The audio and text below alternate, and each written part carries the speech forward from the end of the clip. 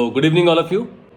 आज का जो हम ये ऑडियो इवेंट कर रहे हैं, it's not an event actually, इसका नाम है monthly evaluation meet. Online education में एक ड्रॉबैक यही है कि आप लोग हमसे पर्सनली टच में नहीं आ पाते, हम लोग रोज फेस टू फेस नहीं मिल पाते। तो जो टीचर एक स्टूडेंट की जो प्रोग्रेस रिकॉर्ड करना चाहता है या उससे अपडेट करना चाहता है वो नहीं हो पाता है। तो ये एक अच्छा माध्यम है जिससे हम ऑडियो इवेंट से के माध्यम से हम लोग स्टूडेंट से इंटरेक्ट कर सकते हैं 1-to-1। यूट्यूब पे भी मैं अगर लाइव आ जाऊंगा तो सिर्फ आप मुझे सुनेंगे, वहाँ आप नहीं बोल पाएंगे। कमेंट सेक्शन में बहुत सारे कमेंट चलते हैं तो मज़ा नहीं आता।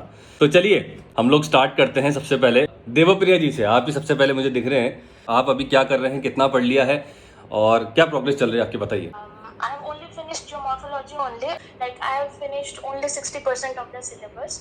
So I am facing some problem. The assertion reasoning ones. Darshan reasoning के क्वेश्चंस आपको क्यों यूजीसी नेट में ही मिलते हैं, वो उसका कारण ये है कि आपके पास कोई भी कॉन्सेप्ट है उसकी एनालिटिकल थिंकिंग या अप्रोच भी होनी चाहिए। ठीक है, सीधे सीधा क्वेश्चन पूछ लेंगे तो फिर वो एक ओलंपियाड हो जाएगा। ठीक है, ज्योग्राफी ओलंपियाड हो जाएगा, वो सब तो है नहीं। ठीक है, you are pursuing UGC NET और उससे फिर आप नेट क्वालिफाइड होके किसी कॉलेज में एलिजिबल हो जाते हैं पढ़ाने के लिए। तो वहाँ पर अगर स्टूडेंट ने कुछ आपसे ऐसा कुछ पूछ लिया जिसका आपको जवाब नहीं पता, जिसमें आप एनालिटिकली नहीं सोच पा रहे हैं, ठीक है, तो फिर आप मतलब वो स्किल्स ही डेवलप नहीं कर पाएंगे। इसीलिए यूजीसी नेट ने अपने अपने क्वेश्चन पेपर में काफ़ी सारे क्वेश्चन ये डाले हैं ताकि स्टूडेंट झक मार के वो चीज़ें इस तरह से पढ़े कि अगर ऐसा क्वेश्चन आता है तो उसको वो उस तरह से जवाब दे पाए। I hope you are getting it.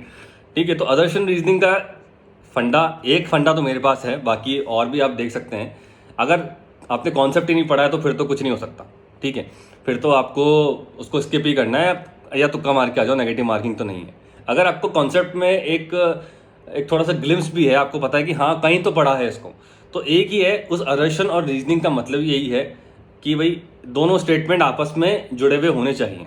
ठीक है, अगर वो दो स्टेटमेंट आपस में जुड़े हुए हैं तो वो कहीं ना कहीं उसके ऑप्शन में कहीं ना कहीं फिट इन होते हैं। तो उस जोड़ को बनाने के लिए, उस ब्रिज को बनाने के लिए दो स्टेटमेंट के बीच में वो क्योंकि लगाया जाता है। ठीक है, और फॉर एग्जाम्पल से समझते हैं अपन कि हमने देखा कि जैसे वॉल्केनोज हैं, वॉल्केनोज वैसे नॉर्मली नहीं आता हमारे यूजीसी नेट में, फिर भी अगर हम बात करें कि कि जैसे मान लो सिंडर कोन वॉल्केनो है। ठीक है, cinder cone volcano erupts viscous lava. ठीक है, और viscous lava, viscous and acidic lava, ये एक स्टेटमेंट है। ठीक है, और इसका रीजनिंग में ये दे रखा है कि cinder cone volcanoes they always make a conical shape, वो कभी भी शील्ड नहीं बनाएंगे। तो ये दो स्टेटमेंट आपस में जुड़े हुए हैं। ठीक है, जुड़े हुए हैं आपस में। आप देख सकते हैं कि सिंडर कोन वॉल्केनो, यानी कि सिंडर कोन वॉल्केनो जो होता है वो हमेशा विस्कस और एसिडिक लावा इरप्ट करता है, और इसका रीजन दे रखा है क्योंकि ये हमेशा कोनिकल शेप बनाते हैं। तो यहाँ पर दोनों स्टेटमेंट आपस में जुड़े हुए हैं लेकिन ये रिलेटेड नहीं है। इसको अगर आप पलट दो तो हो जाएगा। अगर आदर्शन अगर ये हो जाए कि cinder cone volcanoes always have a conical shape, फिर अगर बिकॉज आ जाए because they have a viscous lava, ठीक है, दे हैव अ एसिडिक लावा, तो ये बिल्कुल सही हो जाएगा। इसका आंसर वो ए हो जाएगा। Both A and R correct and A explains R. I hope you are getting it. ये आपको समझ में आ रहा होगा। ये एक मैंने ऐसे ही भी ऑन स्पॉट एक एग्जांपल बना के आप लोगों को समझाया। समझ में आया मैंने जो बोला?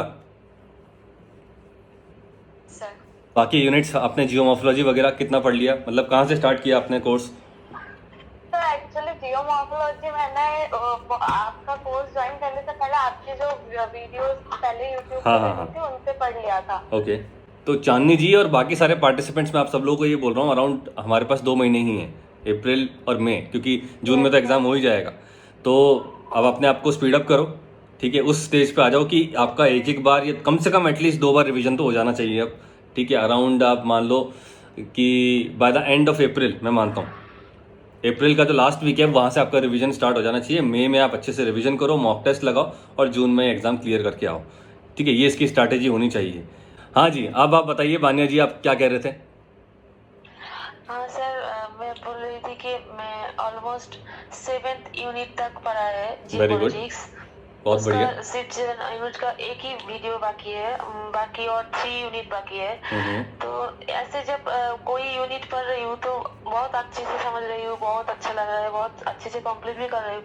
लेकिन अभी जब मैं 7th यूनिट में हूँ जियोपॉलिटिक्स, तो लग रहा है कि पहले वो जो जियोपॉलिटिक्स जैसे स्टार्ट किया तो सब भूल गए, ऐसे लग रहा है। नहीं, वो ऐसा लगता है हमें, क्योंकि माइंड हमारा कुछ इस तरह से काम करता है कि एक बारी में वो जो एक्टिव चीज़ जिस पे हम फोकस कर रहे हैं वो उसी को याद दिलाता है। एग्जाम से पहले भी ऐसा होता है, एग्जाम से पहले आप सब कुछ पढ़ के जाते हैं, ठीक है, लेकिन जब एग्जामिनेशन हॉल में पहुंचते तो लगता है कि कुछ याद नहीं है।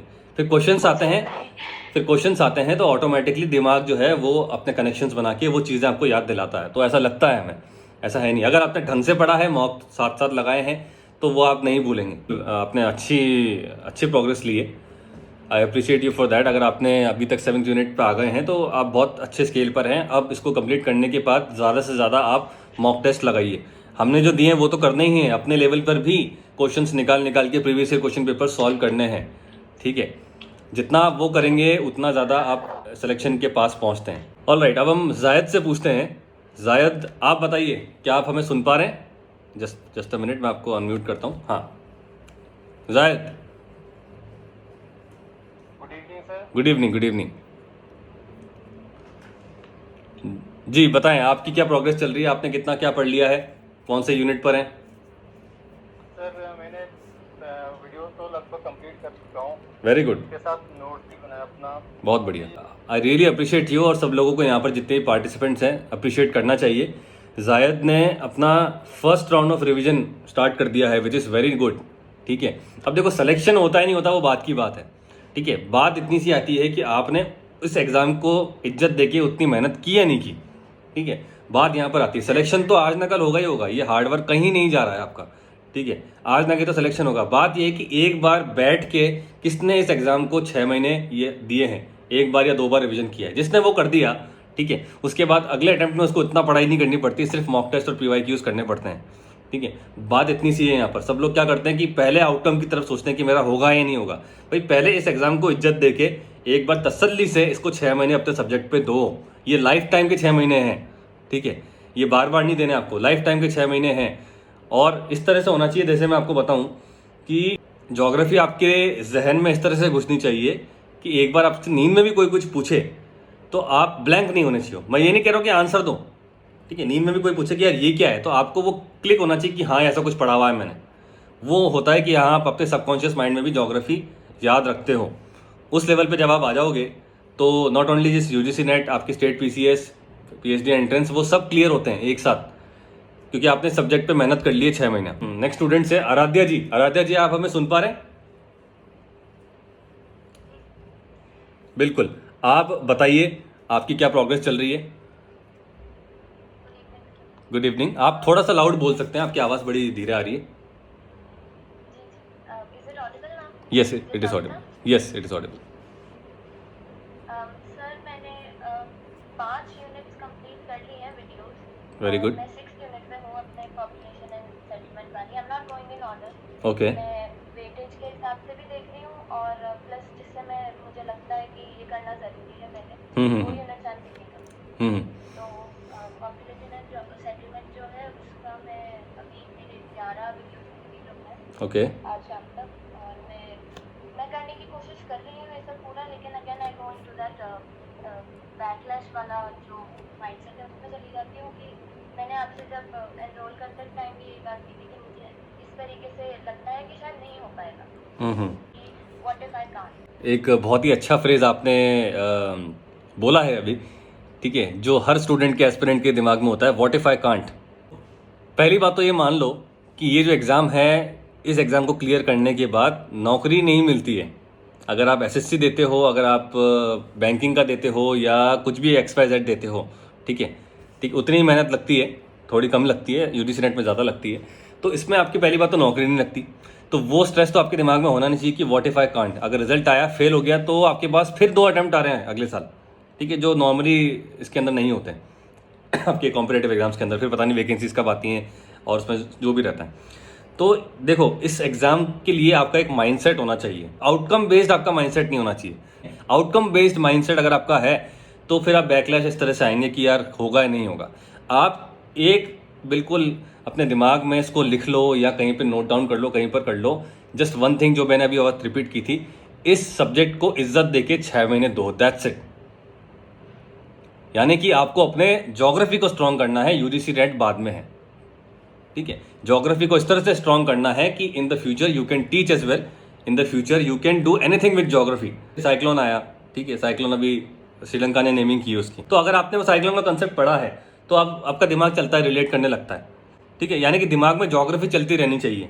वो तब होता है जब आपने ज्योग्राफी को इज्जत से समय दिया है, इस पर मेहनत करिए। तो मैं कह रहा हूँ मेहनत ज्योग्राफी पे करो, यूजीसी नेट पे मत करो, अपने सब्जेक्ट पे मेहनत कर लो। वो अगर आपने कर लिया तो वो आपको कहीं ना कहीं तो लेके जाएगा। देखो कहाँ कहाँ ऑप्शन हैं, नेट क्लियर हो गया, बहुत अच्छी बात है। आपका ज्योग्राफी में अच्छा मास्टर्स हो गया, यानी कि कमांड हो गई आपकी, तो वो आपको कहीं ना कहीं और कोर्सेज में ले जाएगा। जो भी प्रोफेशनल कोर्सेज होते हैं ज्योग्राफी के, आप वो कर सकते हो। आपको लगता है कि नहीं यार मेरा हायर एजुकेशन में कुछ नहीं होगा, तो स्कूल एजुकेशन के लिए आपने उतनी पढ़ाई कर ली है, फर्स्ट ग्रेड सेकंड ग्रेड की जो एग्जाम्स होते हैं आपके, जो गेस्टेड पोस्ट होती है, अच्छी सैलरी होती है, उसके लिए भी आपका सब्जेक्ट तैयार हो गया। आपको लगता है कहीं पर भी नहीं हुआ, तो कोचिंग, ऑनलाइन कोचिंग एक बहुत बड़ा एवेन्यू है, जिसमें मैं 2 वेबिनार कर चुका हूँ एज अ रिसोर्स पर्सन। वहाँ पर मैंने यही कहा है कि ऑनलाइन एजुकेशन, रिमोट लर्निंग एक नया कंसेप्ट आ रहा है, ठीक है। तो एट दी एंड एवेन्यूज तो बहुत सारे हैं, बात यह है कि कितने स्टूडेंट्स इस सब्जेक्ट को इज्जत देके मेहनत कर लेते हैं इस पर। तो आप पहले वहाँ फोकस करो। अगर मैं आपसे बोलूँ कि what is the role of jet streams, ठीक है, इन इंडियन मानसून, तो उससे आपको घबराना नहीं है यार, ये मतलब क्या जेट स्ट्रीम क्या बोल रहे हैं सर, मतलब क्या। आपको लगना चाहिए हाँ हाँ सर पता है मुझे जेट स्ट्रीम में क्या होता है, ठीक है। उस स्टेज पे आ जाओ आप सब लोग, सबके लिए ये ज्योग्राफी से अगर आप भागोगे, डरते रहोगे, सिर्फ इसीलिए पढ़ रहे हो कि नेट निकालना है, तो मज़ा नहीं आएगा। कि मैंने ज्योग्राफी को मतलब प्रॉब्लम नहीं माना। Don't consider your subject your core, ठीक है, जिससे आपका करियर बनेगा, उसको अपनी प्रॉब्लम मत मानो। आप उसको प्रॉब्लम मानोगे तो फिर वो आपको प्रॉब्लम ही देगा। तो मैंने 12th क्लास से, मेरे 10th में बहुत अच्छे परसेंटेज थे, साइंस में स्ट्रीम ऑप्ट कर सकता था, but from since then only मेरे को सोशल साइंस बड़ी अच्छी लगती थी, खासकर ज्योग्राफी बड़ा अच्छा लगता था, इकोनॉमिक्स बड़ा अच्छा लगता था। तो मैंने ग्रेजुएशन तो इकोनॉमिक्स में करी और मास्टर्स मैंने ज्योग्राफी में करी। दोनों सब्जेक्ट पे कमांड मैंने इसलिए रखी है। तो मुझे ज्योग्राफी से कभी नफरत नहीं हुई। और यही मैं स्टूडेंट्स को बोलता हूँ कि अपने 10th के बाद सब्जेक्ट वो चूज़ करना जो आप उसको इज्जत दे सको, जिसको आप समय दे सको, जिससे आप घृणा ना करो, उसको हेट नहीं करो। बहुत सारे स्टूडेंट्स इंजीनियरिंग में चले जाते हैं, मैथ्स ऑप्ट कर लेते हैं, साइंस ऑप्ट कर लेते हैं, फिर अपना सर पीटते हैं, अपने टीचर को गाली देते हैं, अपने कॉलेज को गाली देते हैं, क्योंकि सब्जेक्ट ऐसा ऑप्ट कर लिया जो पसंद नहीं था आपको। फिर मैंने जब आपका कोर्स में एनरोल करने से पहले भी काफ़ी टाइम तक I relied on your YouTube stuff, लेकिन फिर आई फाइनली डिड दिस, और अब मुझे ऐसा लगता है कि हाँ I am starting to like this subject and I can tolerate it, I can do it. See, if you are in this stage that you have transformed your mind to love this subject, then I presume there shouldn't be any backlash in this journey of your preparation. ठीक है, फिर भूल जाओ। ठीक है, पहली stage ये सारे स्टूडेंट्स फिर से एक बार सुन लें कि आप मजबूरी में ज्योग्राफी मत पढ़ो यार, ठीक है, क्योंकि ये हायर एजुकेशन का हाईएस्ट लेवल का एग्जाम है, ठीक है। इस पर हम सेपरेट वीडियोस भी बनाएंगे। एक नया इंसाइट मुझे भी मिला है, ये मैं भी कहीं लंबे समय से बोलना चाहता था, ठीक है। तो ये बेसिकली ना तो 12th का है, ना ग्रेजुएशन का है, ना मास्टर्स का एग्जाम है। यहाँ आपको पास नहीं करना है, यहाँ कम्पीट करना है, और यहाँ पर आपकी क्वालिटी टेस्ट हो रही है। जस्ट एज अगर आप देखो किसी भी आर्मी या रिक्रूटमेंट में जाते हो तो वो आपको पूरा टेस्ट करते हैं कि are you fit for this job और नॉट, ठीक है। वो आपका फिजिकल, मेंटल, रिटन सब कुछ चेक करते हैं वो लोग, ठीक है। तो इसी तरह से ये एग्जाम है, ये देखता है कि क्या आप ज्योग्राफी जो है आगे जाके इसको झेल पाओगे, टॉलरेट कर पाओगे। इसीलिए इतना बड़ा सिलेबस बना है। इतना बड़ा सिलेबस बनाने का उद्देश्य यही है कि क्या स्टूडेंट इस सब्जेक्ट को झेल सकता है, क्या ये स्टूडेंट इस सब्जेक्ट से प्यार करता है क्या, या इस सब्जेक्ट में आगे अपना फ्यूचर देखता है क्या, ठीक है। तो वो स्टेज पे अगर आप हो तो एक बार के लिए मैं कह रहा हूँ कि आउटकम बाद में, पहले माइंडसेट ये होना चाहिए कि I want to strengthen this subject, मेरे कोर के अंदर ज्योग्राफी होना चाहिए, और फिर जो है ऑटोमेटिकली कॉन्फिडेंस आएगा, कोई बैकलैश नहीं आएंगे आपके। मेगा जैन, आप बताइए आपकी क्या प्रोग्रेस चल रही है, क्या आप सुन पा रहे हैं हमें? Good evening. पर अभी तक ये हुआ कि स्टडी नहीं कर पाई हूँ, तो ये मैंने क्लासिफाइड कर लिया है कि कौन सी स्टडी में कौन सी यूनिट में अच्छा है, नहीं है, कैसे स्टडी करना है, मतलब स्ट्रेटजी बना रखी है, पर अभी तक हुआ नहीं है। पर ठीक है, तो हाँ देखो ये सबके साथ होता है कि फैमिली फंक्शंस और ये सब त्यौहार वगैरह आ जाते हैं, ठीक है। इस ऑडियो इवेंट से केवल मुझसे ही नहीं आपको मोटिवेशन मिलेगा, यहाँ पे पार्टिसिपेंट जैसे बहुत सारे हैं, आप देख सकते हैं। रही बात आपके टाइम मैनेजमेंट की, सब्जेक्ट को टाइम नहीं दे पाने की, अभी भी समय है, जैसे मैंने कहा भी आपके पास 2 महीने हैं। आप आराम से अपने आप को पूरा ट्यून इन करके, अपने आप को पूरा अपना स्केड्यूल बना के देखो। एक इंपॉर्टेंट बात मैं यहाँ पे कहता हूँ, ये मेरे साथ भी है, सबके साथ है, ठीक है। इंसान को भगवान ने इस तरह से बनाया है कि वो उसको एक स्केड्यूल चाहिए। अगर हमारे पास स्केड्यूल नहीं है ना, तो हम सिर्फ पलंग पे पड़े रहेंगे, इससे आप अग्री करते हैं नहीं करते? अगर आपको ये नहीं पता कि मुझे अगले घंटे क्या करना है तो आप कुछ नहीं करेंगे अभी भी इस घंटे पे भी कुछ नहीं करेंगे और अगले घंटे भी आप कुछ नहीं करेंगे। तो स्केड्यूल की इतनी बड़ी जो है इंपॉर्टेंस है। स्केड्यूल अगर आपके पास नहीं है तो आप ना तो सुबह का टाइम पढ़ेंगे, ना दिन में पढ़ेंगे, ना रात को पढ़ेंगे। तो पहला यही है कि अगर आपका पूरा जो प्रिपरेशन जो है हिल गया है, आप समय नहीं दे पाए हैं, तो अब आप सबसे पहले अपना एक स्केड्यूल बनाइए जो रियलिस्टिक हो। नोट्स बने हुए हैं तो उससे अच्छी बात कुछ हो ही नहीं सकती। नोट्स तो बहुत जल्दी कवर होते हैं, बहुत जल्दी आपको कॉन्फिडेंस देते हैं, जिसको आउट ऑफ फॉर्म कहा जाता है। बहुत जल्दी आपको फॉर्म में लेके आते हैं वो नोट्स, ठीक है। स्टडी प्रिपरेशन पे भी एक फॉर्म होती है, ठीक है। ये आउट ऑफ फॉर्म हम चले जाते हैं बीच में कुछ समय के लिए जब ब्रेक आ जाता है, लेकिन आप वापस से नेट्स अपने प्रैक्टिस स्टार्ट करके वापस से आपको किक इन कर सकते हैं। ये देखो, जब भी आपको ऐसा लगे ना कि यार मैं क्या मतलब कैसे करूँगा या कैसे करूँगी, तो आपने जो मेहनत की है ना पिछले साल या पिछले बारी, उसको उठा के देखो एक बार। वही अपने आप में इंस्पिरेशन हो जाता है कई बार कि यार मैंने इतना कुछ कर लिया था क्या, मैंने इतने नोट्स बना लिए थे। तो यार अब तो जब मैंने उस वक्त इतनी मेहनत कर ली तो अब तो मुझे सिर्फ पॉलिश करना है, अब तो सिर्फ रिवाइज करना है। अभी तो इस बार ज़्यादा कुछ करना भी नहीं है। जब मैंने वो फेज़ निकाल दिया, स्टार्टिंग प्रॉब्लम आती है फर्स्ट फेज़ में, जब आप पहला इंटरेक्शन करते हो सब्जेक्ट से, एक एक चीज़ समझते हो, उसके नोट्स बनाते हो, ठीक है। वो थोड़ा सा एक होता है जो सारे स्टूडेंट्स नहीं कर पाते। अगर आपने वो फेस कर लिया है क्रॉस, तो फिर आप आराम से आ सकते हो। 17 पार्ट है, उसमें 15 पार्ट कंप्लीट हो गया है मेरा। Very good. और मैं प्रीवियस ईयर का जो क्वेश्चन वो भी एक साल करके सॉल्व कर ली हूँ। तो सिर्फ अभी तक आप पॉपुलेशन सेटलमेंट ही हुआ है या और यूनिट्स भी कर लिए? हाँ, जियोमॉर्फोलॉजी पार्ट 1 से पहले से तो सीक्वेंशियल वाइज में कर रही हूँ। अच्छा, मतलब आप 5th यूनिट तक आ चुके हैं, ठीक है, विच इज़ वेरी नाइस। तो अब आपके पास 2 महीने हैं, बकल अप कीजिए, ख़त्म कीजिए कोर्स को और रिवीजन वाली स्टेज पे जल्दी से जल्दी आइए। मैं भी सोशल ऑडिटर हूँ, ओके सोशल ऑडिटर टीम में हूँ। ओके। तो ये अपने आप में इंस्पिरेशन है। आप एक ऑलरेडी सर्विंग है किसी जॉब में, फिर भी आप समय निकाल के पढ़ रहे हैं, तो अच्छी बात है। और आपने 5 यूनिट्स कर लिए, ठीक है। तो बाकी पार्टिसिपेंट्स भी देखें, यहाँ पर जॉब करने वाले भी हैं, जिनके मदर भी हैं, वो सब तरह के स्टूडेंट्स यहाँ पर हैं, ठीक है। और सब लोग कहीं ना कहीं मेहनत कर रहे हैं, तो आप लोगों को भी मेहनत करनी है, ठीक है। जो कोर स्टडी वाले स्टूडेंट्स हैं जो और कुछ नहीं कर रहे हैं, तो उनके लिए ये भी एक इंस्पिरेशन है।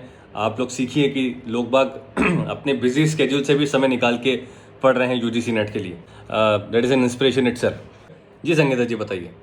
Sir good evening sir. Good evening sir, तो अभी मैं फिर से डायमेटोलॉजी टोमोलॉजी से हमने स्टार्ट किया है। ओके। अभी मेरा पूरी चीज खत्म हो गया, साथ ही साथ मैं नोट्स भी बना रही हूँ उसका। ठीक है। सर और कंटिन्यू कर रही हूँ सर आगे। ठीक है, मतलब आप रेगुलरली समय दे रहे हैं। अगर आप मतलब फैमिली के अंदर हैं, आप आई थिंक हाउसवाइफ हैं, if I am not wrong. हाँ सर। तो वो अपने आप में एक इंस्पिरेशन है संगीता जी। मैं काफ़ी सारे अपने मिलने वालों को या मेरे जो मेंटोर्स हैं, सर वगैरह हैं, उन सबसे पूछता हूँ या बोलता हूँ उनको कि सर मतलब मेरे साथ जो स्टूडेंट जुड़े हुए हैं वो हाउसवाइफ हैं, छोटे बेबी हैं, कोई काम कर रहा है, कोई बिल्कुल टफ टेरेन में रह रहा है, ठीक है। तो उसके बावजूद भी आप निकाल रहे हैं ना अगर समय इस एग्ज़ाम के लिए, तो which is very very inspiring, not only for me, for all of us, ठीक है। और ये मैं हर बार कहीं ना कहीं मेंशन करता हूँ। हाँ, आप एक काम कीजिए, सबसे अच्छा ये रहेगा कि आप मार्केट के अंदर solved previous year question papers guides आती हैं, ठीक है, और वो ईयर वाइज होती हैं, ठीक है। तो उसमें एक जो है वो आई थिंक आर गुप्ता नाम से है, उसका ऑनलाइन मिलता है। उन्होंने क्या कर रखा है, आई थिंक 10 ईयर्स का दे रखा है, बाकी सबने 5 ईयर 6 ईयर्स का दे रखा है। तो आप वो परचेस करके, एक बात ध्यान रखना, आंसर्स पे 100% रिलाय मत करना। ये मैं हमेशा यही बोलता हूँ कि गाइड्स के अंदर आंसर्स ऊपर नीचे होते हैं।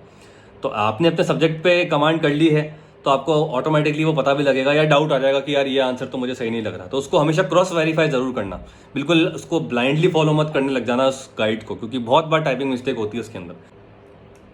Thank you sir. ओके, ठीक है, ऑल राइट। अब हम पूछते हैं, ठीक है, आफ्ताब जी आप बताएं। आफ्ताब जी, आपकी क्या प्रोग्रेस चल रही है? Good evening sir.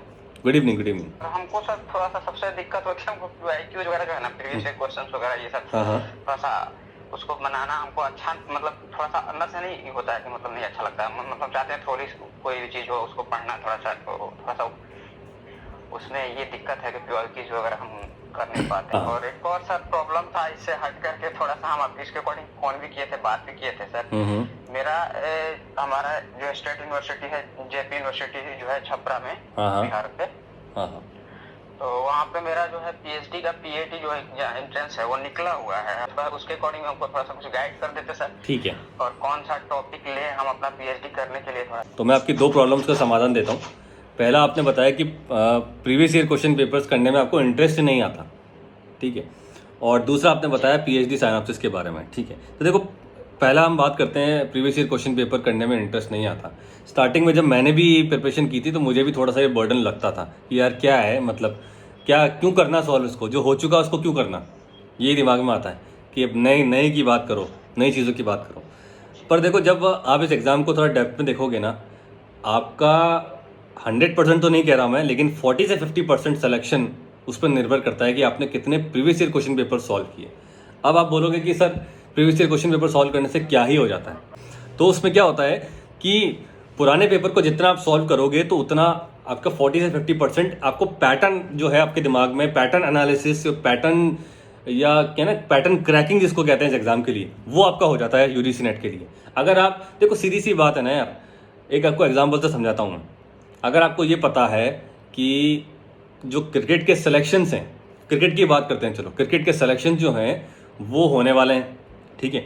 अब आपने क्या किया, उसकी प्रैक्टिस आपने कहाँ करी, गली के मोहल्ले में करी, यानी कि आपने गली क्रिकेट की प्रैक्टिस करी और आप चले गए सिलेक्शन देने।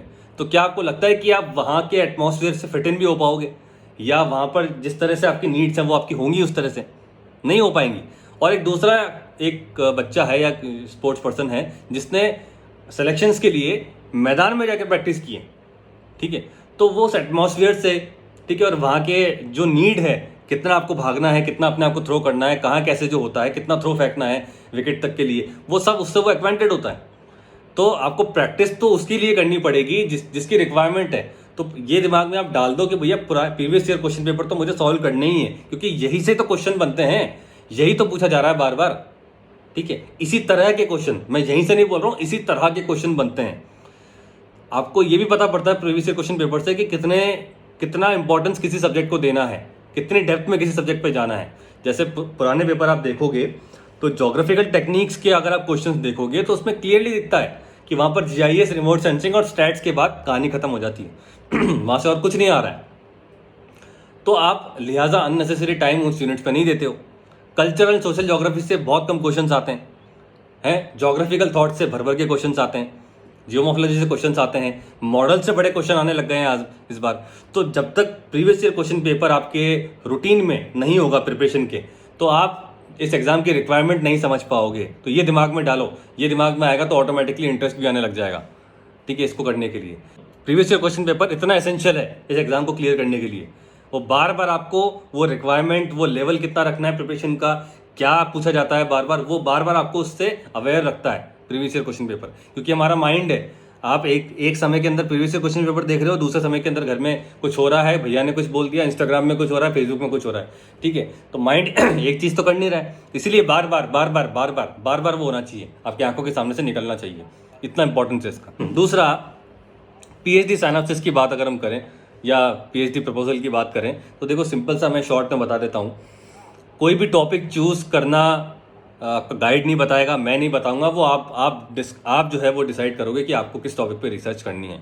आज की तारीख में इंडिया में रिसर्च पे जोर दिया जा रहा है, तो अब आगे जाके ऐसा इतना नहीं होगा कि भाई कौन सा टॉपिक ट्रेंडिंग है मैं उसको चूज़ कर लूँ, या कौन सा टॉपिक लेस ट्रेंडिंग है मैं उसको चूज़ ना करूँ, ठीक है। मैंने बहुत सारे पीएचडी सेमिनार्स वगैरह अटेंड किए, वहाँ पर जितने भी रिसोर्स पर्सन हैं वो एक ही बात कहते हैं कि आप अपना रिसर्च टॉपिक उसे चूज़ करो जो आपको एक्साइट और इंटरेस्ट लाता है आपके लिए, कि आपके मन में एक इंटरेस्ट पैदा करता है, वही टॉपिक आपको चूज़ करना है जिसको आप मतलब 5-6 साल पेशेंटली उस पर दे सकते हो, टॉलरेट भी कर सकते हो उसको, वो टॉपिक आपको लेना है। अब मान लो फॉर एग्जाम्पल ज्योग्राफी के अंदर एक बड़ा ट्रेंडिंग टॉपिक चल रहा है कोविड एनालिसिस, ठीक है, कोविड मैपिंग वगैरह चल रहा है कोविड के बाद से।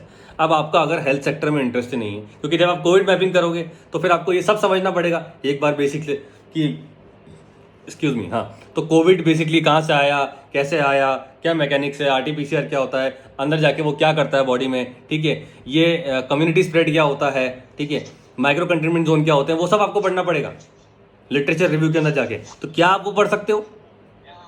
ठीक है, अगर आप वो नहीं पढ़ सकते तो फिर आप मत करो वो। तो टॉपिक आपको वो चूज़ करना है जो आपको इंटरेस्ट देता है। अब आप बोलोगे कि सर हम टॉपिक कैसे चूज़ करें, फिर वो ऐसी कौन सी चीज़ है जो मुझे इंटरेस्ट करती है, उसके लिए आपको एक्सप्लोर करना पड़ेगा थोड़ा बहुत, ठीक है। आपके आसपास कोई भी प्रॉब्लम है ना, वही आपका रिसर्च टॉपिक है। Research is basically a problem, एक प्रॉब्लम स्टेटमेंट है। Why this thing is not happening, why फलाना फलाना फलाना इज नॉट हैपनिंग, वो एक प्रॉब्लम स्टेटमेंट है, उसी पे आप रिसर्च करते हो और फिर आप रिलेशनशिप निकालते हो कि इस प्रॉब्लम को अगर हम ऐसे करेंगे तो क्या होगा। एक और एक मिसकंसेप्शन है लोगों के अंदर कि रिसर्च में हमेशा सोल्यूशन ही मिलता है क्या, नहीं ऐसा नहीं है, वो एक्सपेरिमेंट होता है, ठीक है, वो साइंस एक्सपेरिमेंट, रिसर्च नहीं है। रिसर्च मतलब you find a problem statement और फिर आप देखते हो कि इस प्रॉब्लम स्टेटमेंट का सोल्यूशन ये है या नहीं है, तो इट कैन बी येस और नो, ठीक है। आपकी हाइपोथेसिस अल्टरनेटिव भी हो सकती है, नल भी हो सकती है, ये ध्यान रखना, ठीक है। तीसरा कि भाई अब हम रिसर्च एनालिसिस कैसे बनाएंगे, तो अगर आपने अपना टॉपिक चूज कर लिया है, ठीक है, कि हाँ मुझे इस पे करना है, तो उस पर आपको पहला स्टेप ये करना है कि एक अच्छा सा लिटरेचर रिव्यू करना है। अब लिटरेचर रिव्यू क्या होता है, उस टॉपिक पे आप उसके बेसिक्स अच्छे से पढ़ जाओ। इंटरनेट पे जाओ, गूगल पे, या आपकी कहीं कॉलेज अगर लाइब्रेरी एक्सेस होती है तो वहाँ जाओ, उस टॉपिक को देखो कि पहले तो वो टॉपिक क्या है, तो ये फर्स्ट लिटरेचर रिव्यू हो गया। सेकंड में आप ये देखो कि इस टॉपिक पे क्या क्या रिसर्च हो चुकी है, इस फलाना प्रॉब्लम पे लोगों ने क्या क्या रिसर्च कर ली है, तो वो चूज़ आपको नहीं करना है, ठीक है। फॉर एग्जाम्पल से बताता हूँ मैं आपको कि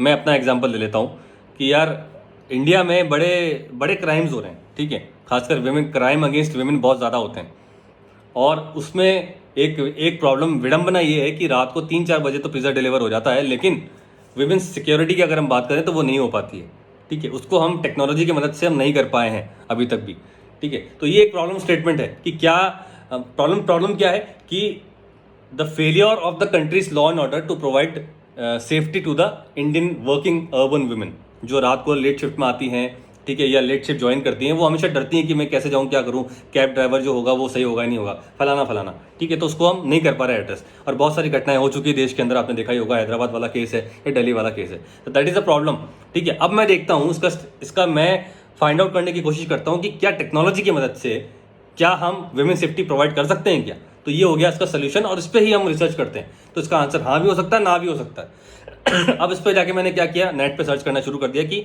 टेक्नोलॉजी की मदद से विमेन सेफ्टी प्रोवाइड कराने में क्या क्या रिसर्च हुई है अभी तक, ठीक है। किसी ने बता दिया, फॉर एग्जांपल किसी ने क्राइम मैपिंग कर दी है एक पर्टिकुलर एरिया की, कि इस पर्टिकुलर एरिया में इस जोन के अंदर क्राइम होता है, ठीक है। तो विमेन ने अगर वो मैप देख लिया तो उसको पता पड़ गया कि मुझे यहाँ से नहीं जाना है। इसी के अंदर भी आप एक नया ले सकते हो प्रॉब्लम कि क्या सिर्फ क्राइम मैपिंग से विमेन सेफ्टी मिल पा रही है, क्या विमेन सुरक्षित हो पा रही है, ठीक है, या कुछ और भी इसमें किया जा सकता है। तो इस तरह से एक पर्टिकुलर एग्जिस्टिंग रिसर्च पे भी आप रिसर्च कर सकते हो, ठीक है। बस बात ये है कि वो सेम नहीं होना चाहिए। आपने ये बोला है कि आपके दिमाग में, मतलब आपके एक डिवीजन है कि आपका फिजिकल ज्योग्राफी स्ट्रांग है, ह्यूमन वाला नहीं है, तो पहले तो आपको ये करना है कि इस डिवीजन को ही हटा देना है, ठीक है। जो बर्नार्ड वेरेनस ने दिया है और बाकी लोगों ने ड्यूलिज्म वगैरह किया है, वो आपको नहीं करना है, क्योंकि फिजिकल और ह्यूमन भी आजकल रिलेटेड ही है। देखो बता देता हूँ कैसे एग्जाम्पल से, ठीक है। अब आप देख लो, ह्यूमन में आप क्या पढ़ते हैं, ह्यूमन में हम सेटलमेंट्स पढ़ते हैं। फॉर एग्जांपल पॉपुलेशन सेटलमेंट्स में हम देखें, टाइप्स ऑफ सेटलमेंट्स पढ़ते हैं, ठीक है। मैं आपको अभी बता देता हूँ। तो सेटलमेंट पैटर्न होता है, सेटलमेंट पैटर्न होता है। आज ही क्वेश्चन किसी ने पूछा था कि बानिया जी ने पूछा था, वो ट्रायंगुलर पैटर्न है, एग्जाम में क्वेश्चन भी आया था उसका। तो यहाँ पे देखो दोनों चीज़ें हैं, 2 रिवर के कन्फ्लुएंस से बनता है ट्रायंगुलर पैटर्न ऑफ सेटलमेंट्स। अब यहाँ पे दोनों एस्पेक्ट नहीं दिख रहे आपको। रिवर अपने आप में एक फिजिकल एस्पेक्ट है, ठीक है, इसका कन्फ्लुएंस जो है, संगम जिसे कहते हैं, वो अपने आप में एक फिजिकल एस्पेक्ट है, और उसका इफेक्ट ये है कि वहाँ पर सेटलमेंट जो होती है वो ट्रायंगुलर होती हैं।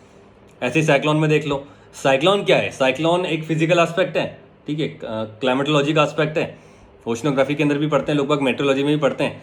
अब इसका जो दुष्प्रभाव होता है और कोस्टल साइड्स में रहने वाले जो सेटलमेंट्स हैं वो किस तरह के होते हैं due to this cyclone. Bay of Bengal में जब साइक्लोन बार बार आता है तो हमारे जितने भी ईस्ट कोस्ट में जितने भी स्टेट्स हैं, उड़ीसा हो गया, वेस्ट बंगाल हो गया, तमिलनाडु वगैरह हो गए, तो वहाँ के किस तरह के सेटलमेंट होते हैं, वहाँ के लोगों की लाइफस्टाइल क्या होती है, वो कितनी जल्दी अपने आप को इवैक्यूएट कर पाते हैं, ठीक है, सेटलमेंट कैसा बनाते हैं कि जल्दी से वहाँ से वो इवैक्यूएट कर पाएँ, साइक्लोन अलार्म सिस्टम वगैरह। तो ये दोनों एक ही हैं, ऐसा मतलब कुछ ऐसा है नहीं कि दोनों अलग अलग चीज़ें हैं। कितने एग्जाम्पल्स मैं आपको कोट कर सकता हूँ अभी के अभी।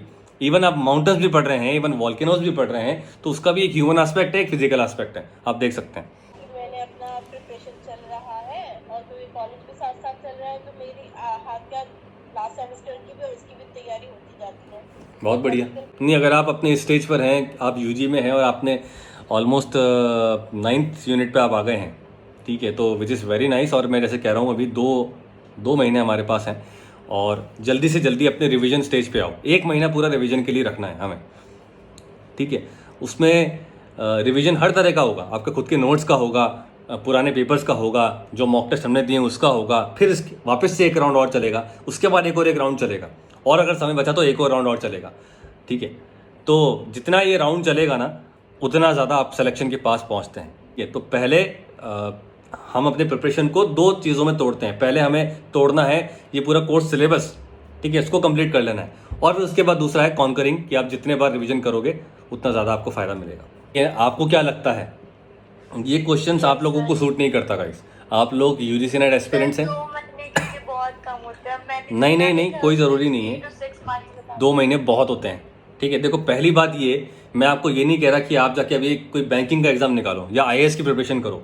ये वही चीज़ें हैं जो आप ग्रेजुएशन से लेकर मास्टर्स तक पढ़ते आ रहे हो, कुछ ब्लैंक नहीं पढ़ रहे हो आप, ठीक है। कॉन्शियसली सबकॉन्शियसली आपके दिमाग में ज्योग्राफी है, इट इज़ जस्ट कि आपको उसको एक स्ट्रीमलाइन करनी है सारी चीज़ें, कि हाँ ये ऐसे होता है, ये ऐसे होता है। इसीलिए हमने एक स्ट्रीमलाइट टेलर मेड कोर्स बना रखा है, ठीक है, ताकि सारी चीज़ें आपके एक ही पेज पे आ जाएं, राइट। तो संभव तो ये 15 दिन में भी है, संभव तो ये 1 महीने में भी है, 2 महीने में भी है, और असंभव ये 5 साल में भी है। बहुत सारे स्टूडेंट्स हैं जो 5 साल में भी नहीं कर पाते इसको, ठीक है। तो ये आपको डिसाइड करना है how much this attempt is important for you. If you really think कि मुझे इसी अटेम्प्ट में निकालना है, तो रात दिन 1 कर दो, हो जाएगा, आराम से हो जाएगा। आप 5 दिन में 1 यूनिट कर रहे हो, नहीं, आपको फिर 5 दिन में 2 यूनिट करनी पड़ेंगी या 3 यूनिट करनी पड़ेंगी, हो जाएगा।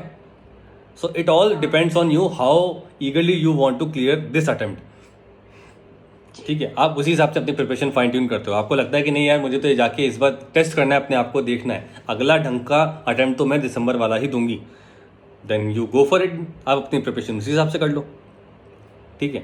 वो सब आप पे निर्भर करेगा। मैं अगर आप ये बोलो कि सर मुझे क्लियर करना है ये वाला, आप बताओ क्या करना है, ये सवाल तो अप्रोप्रिएट लगता है, करना है सर, ये जून वाला ही मेरा पहला ठीक है। तो ये सवाल अप्रोप्रिएट है। आप मुझसे मत पूछो कि सर आपको क्या लगता है, आप ये बोलो सर मुझे ये क्लियर करना है, बताओ क्या करूँ। तो फिर मैं ये बताऊंगा, बेटा 5 दिन में भी नहीं, 5 दिन में एटलीस्ट 2 यूनिट होनी चाहिए आपकी। तो आप कैलकुलेट कर लो कि आपकी 1 महीने में कितनी होगी, आप डिवाइड करो, 30 डेज को आप डिवाइड कर दो, मुझे कितने यूनिट्स करने हैं, कितने यूनिट्स है ना, कितने यूनिट मेरे हो गए हैं और कितना मुझे करना है। तो उस हिसाब से देखो, ये फिर स्ट्रैटेजी बनना शुरू होती है। जब समय कम होता है तो आप नंबर ऑफ डेज और नंबर ऑफ यूनिट्स को डिवाइड करते हो, आपको पता पड़ता है कि यार इतने दिन में इतना करना है, और फिर आप लग जाते हो और अपना अटेम्प्ट करते हो, फिर रिवीजन वाली स्टेज पे आ जाते हो, then you clear this examination. Realistic approach यही है। हम पढ़ते भी हैं ज्योग्राफी में रियलिज्म, ठीक है, पॉजिटिविज्म पढ़ते हैं हम अगस्त कॉम्टे का, तो वो यही चीज़ें हैं, ठीक है। कोई ऐसी फैंसी बातें नहीं है, रियलिस्टिक बात ये है, if you really want to clear this exam, तो आपको फिर वो ये करना पड़ेगा कि आपको इंटेंसिटी ऑफ स्टडी बढ़ानी पड़ेगी, दैट्स इट। 10 बज चुकी है, आई थिंक अब इसको तो क्या बात करने वाले हैं आज, हम बात करने वाले हैं यूजीसी नेट ज्योग्राफी के ऑनलाइन कोर्स जो आपके फ़ोन में चलेगा, इसके बारे में। और हमने इस पर कुछ और अपडेट किए हैं, कुछ और फीचर्स ऐड किए हैं।